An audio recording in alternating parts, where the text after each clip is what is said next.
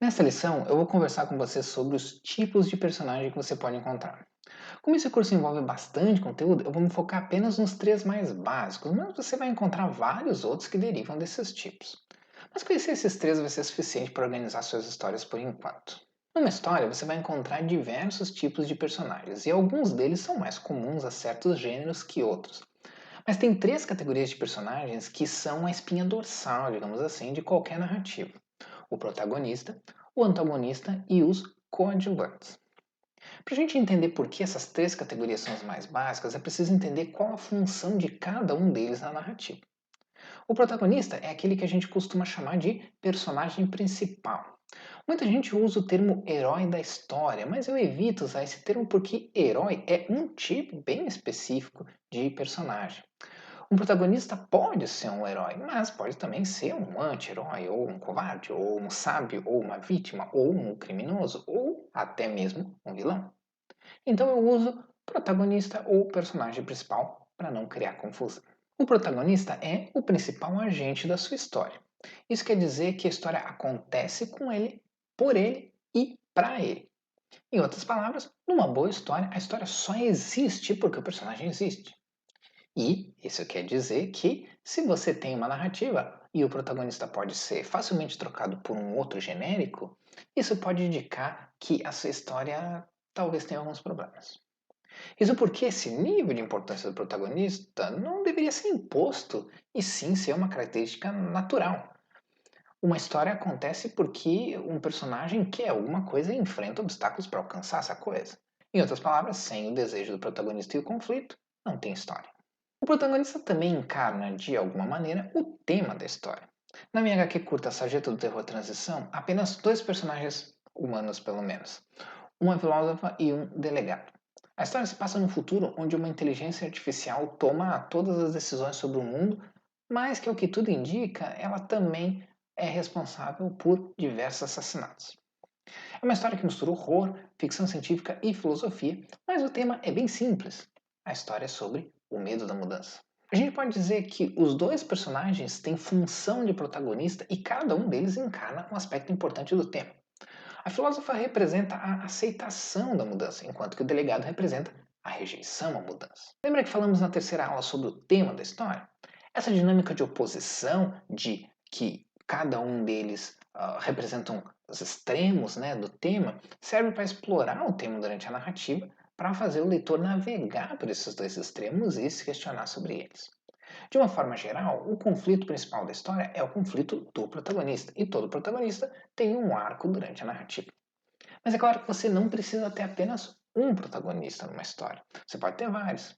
Mas quanto mais protagonistas sua história tiver, mais complicado vai ser lidar com essa história, porque você vai ter que fazer jus a todos eles e encontrar um equilíbrio onde todos eles têm um bom conflito, um arco bem definido, o mesmo tempo na história e assim por diante. E é claro que você pode fazer ajustes, como ter o mesmo conflito para todos os protagonistas. Mas aí você vai ter que fazer a pergunta: se todos os protagonistas têm os mesmos desejos e os mesmos obstáculos, por que a história tem mais de um protagonista? Só faz sentido trabalhar com múltiplos personagens principais se cada um deles é um indivíduo com seus próprios desejos e obstáculos a enfrentar. Você até pode fazer um grupo de pessoas terem o mesmo objetivo e obstáculos externos, mas para eles serem personagens que têm algum sentido e alguma relevância da gente estar acompanhando ali na história, os objetivos e conflitos internos precisam ser particulares para cada um. Ainda falando sobre Sarjeta do Terror Transição, ambos os protagonistas têm o mesmo objetivo: descobrir se a inteligência artificial é mesmo uma assassina e, se for o caso, por quê. Mas cada um tem seu próprio conflito interno. O delegado se sente obsoleto e descobrir o que está acontecendo com a inteligência artificial pode ser a prova, né, que confirma a crença dele de que mudança é algo ruim. Já o conflito da filósofa é totalmente outro. É entender qual é o lugar dela na mudança que talvez seja inevitável. A minha dica é: se você quer criar histórias em que vários personagens têm importância, defina um ou no máximo dois deles com a função de protagonistas.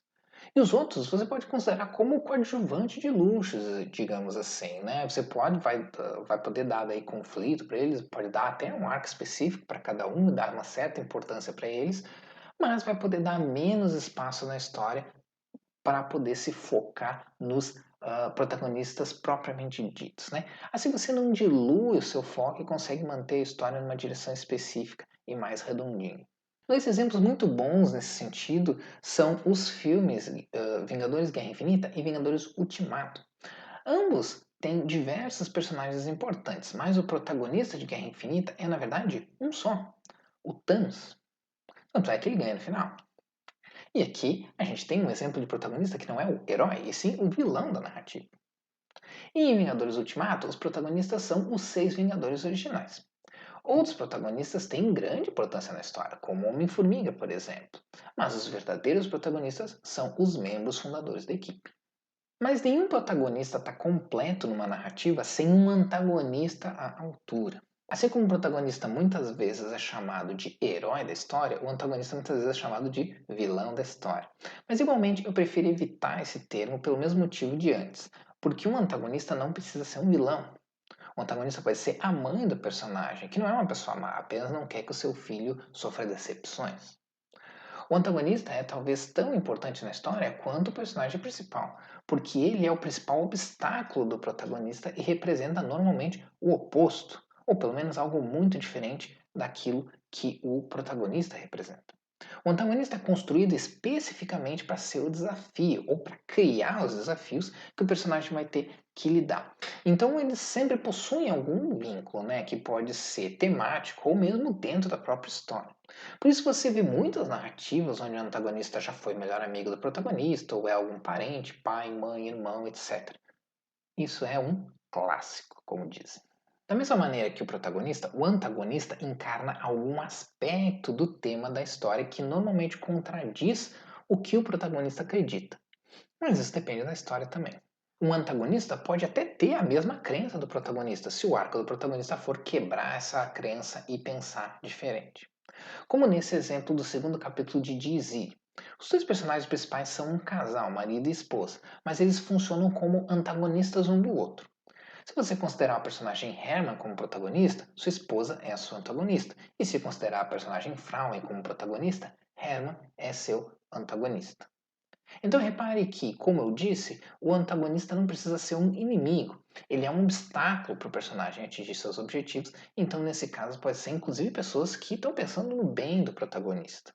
Especificamente no caso desse capítulo de Dizzy, eu também faço uma outra coisa que não vai dar muito tempo de falar aqui, mas vale comentar. Que eu faço uma transição de protagonista e antagonista. Eu começo com a Frauen sendo a protagonista e o Herman sendo o antagonista, e depois a história acaba invertendo os papéis e transformando o Herman no protagonista e a Frauen em antagonista. Não é uma coisa muito fácil de fazer que fique bom, mas para essa história funcionou e para essa história era importante que fosse dessa maneira. Mas não é porque o personagem tem valores opostos aos do protagonista que ele é automaticamente o seu antagonista. O delegado de sargento do terror transição não é antagonista do filósofo. Ambos são protagonistas. Eu sei disso porque eu sou autor, mas como leitor sabe disso? Muito simples. Nenhum dos dois representa um obstáculo ao outro. Pelo contrário, a dinâmica deles é de parceria e ambos possuem o mesmo objetivo básico: descobrir o que está acontecendo com Delphos, a inteligência artificial.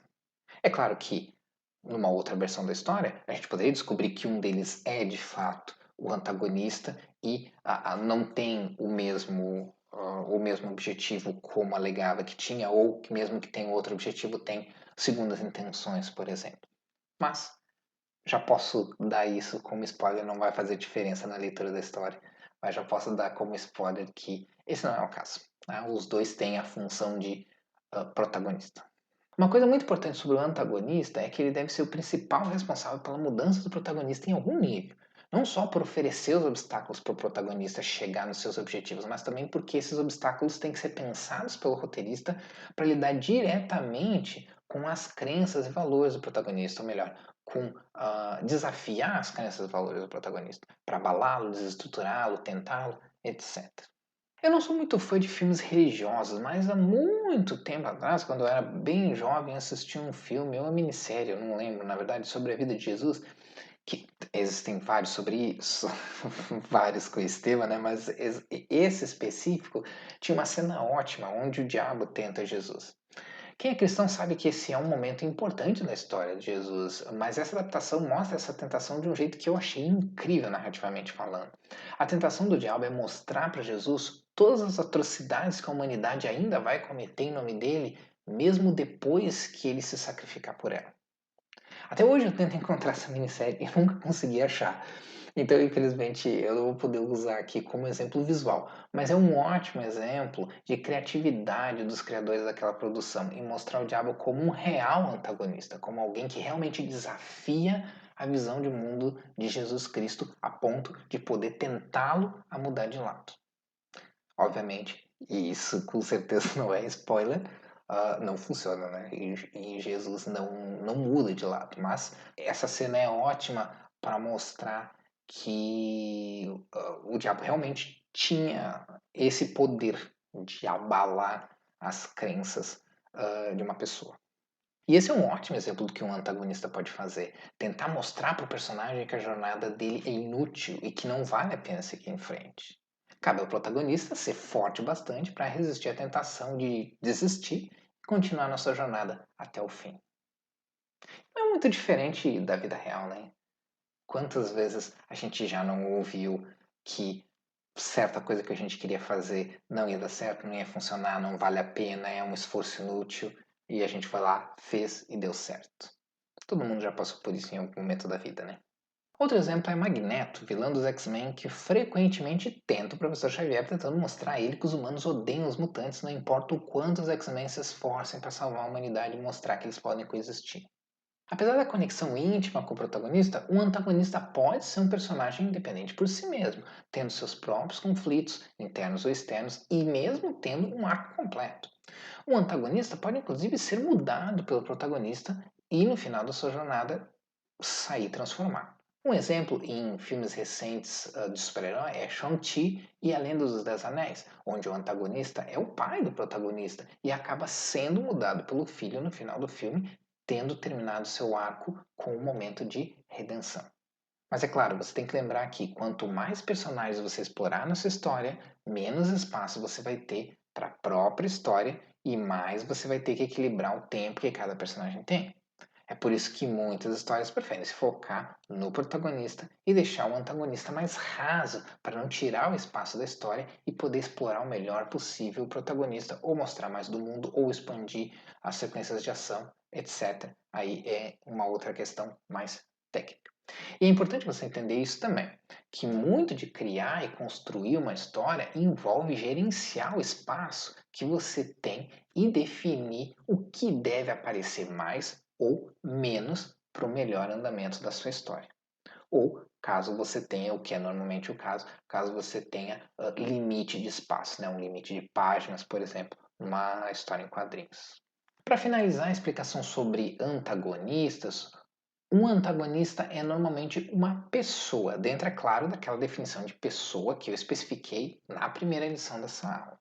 Porque uma história pode ser o protagonista enfrentando as forças da natureza, mas como as forças da natureza não têm nenhuma agência, nenhuma intencionalidade, né? Eles não têm nenhum desejo, não querem algo, sempre haverá personagens humanos ali fazendo as vezes de antagonistas, mesmo que eles não sejam os vilões ou a grande ameaça, digamos assim. Claro que também nada impede da gente fazer uma história onde as forças da natureza realmente são pessoas, mas aí são pessoas. Volto a reforçar essa questão. Por exemplo, na nossa história do leite, não há nenhum antagonista originalmente. O obstáculo principal que o personagem enfrenta é a chuva. Mas poderíamos adicionar um personagem que também dificultasse essa busca pelo leite. Ou a gente pode até entender o carro que quase atropela o protagonista como um antagonista. Mas aí, nesse caso, a gente teria que inserir uma motivação para esse antagonista, né? Que talvez ele quase atropelou o personagem, o protagonista, para atrapalhar ele mesmo. Aí ele funciona, né? Eles têm a função de antagonista. Se ele só quase atropelou, mas ele nem sabia quem era o protagonista, aí é só, a gente tá só fazendo um Diabolus ex machina, que, se você lembrar, eu já comentei sobre isso. Por fim, a terceira categoria de personagens que você vai encontrar numa narrativa são os coadjuvantes. Coadjuvante é todo personagem que tem um certo espaço na trama, mas que não tem status de protagonista. Um coadjuvante pode ser o melhor amigo do protagonista, um parente, um colega de trabalho, chefe. Acho que deu para perceber o padrão, né? A função do coadjuvante na narrativa é orbitar ao redor do protagonista e ajudá-lo de alguma maneira. Pode ser um amigo que incentiva o protagonista a seguir sua jornada, o chefe ranzinza que empurra o protagonista a tomar uma decisão importante, e assim por diante. Há vários níveis de coadjuvante e, dependendo do gênero, existem coadjuvantes com funções bem específicas. Numa história de terror, do tipo slasher, por exemplo, os coadjuvantes inevitáveis são as vítimas que vão ser mortas pelo assassino. Numa história de super-heróis, você vai ter o aliado do herói que ajuda fornecendo informações ou tecnologia. Você tem o melhor amigo, a esposa, a mãe, o pai, etc., que sabe a identidade do herói e ajuda a manter em segredo. Você tem os coadjuvantes próximos do herói que não sabem que ele é um super-herói, etc. O que importa é que todo coadjuvante vai ter uma função na sua história e essa função está sempre relacionada com a jornada do protagonista de alguma maneira. Alfred e o Comissário Gordon, por exemplo, são coadjuvantes clássicos das histórias do Batman e servem como aliados da sua causa, fazendo cada um do seu jeito e dentro das suas habilidades de tudo para que o Batman consiga cumprir suas missões. Às vezes, um coadjuvante é tão importante que muitas vezes ele se torna quase um segundo protagonista, ou mesmo um protagonista de fato.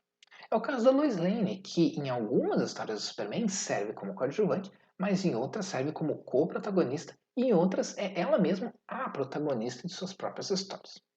A série Superman and Lois é um exemplo onde a Lois é tão protagonista quanto o Superman, ela tá tendo o título da série, né? E os coadjuvantes são outros personagens, como o General Lane, o pai da Lois, a Chrissy Beppo, que é a editora da Lois no jornal Smallville, e por aí vai. Mas, apesar dos coadjuvantes em geral terem menos espaço na escala hierárquica de personagens, isso não significa que eles precisam ser rasos.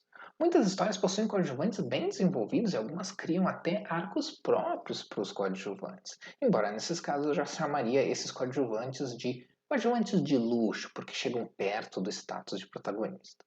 Além disso, antagonistas também podem ter seus próprios coadjuvantes, que possuem as mesmas funções para ele que os coadjuvantes do protagonista têm para o protagonista. Você já sabe que na nossa história do leite, o protagonista é o homem que vai buscar o leite. E quem seria o antagonista? Como a história ficaria se você incluísse um personagem que dificultasse a jornada do personagem de buscar leite? Que personagem seria esse? Tente pensar nisso e veja o que você consegue construir. Vai ser um exercício bem interessante. E na última lição nós vamos falar um pouco sobre como usar todos esses elementos que a gente aprendeu nessa e nas outras lições dessa aula para construir um personagem que age e se comporta de acordo com sua personalidade, seu histórico e sua categoria dentro da história. Te vejo lá.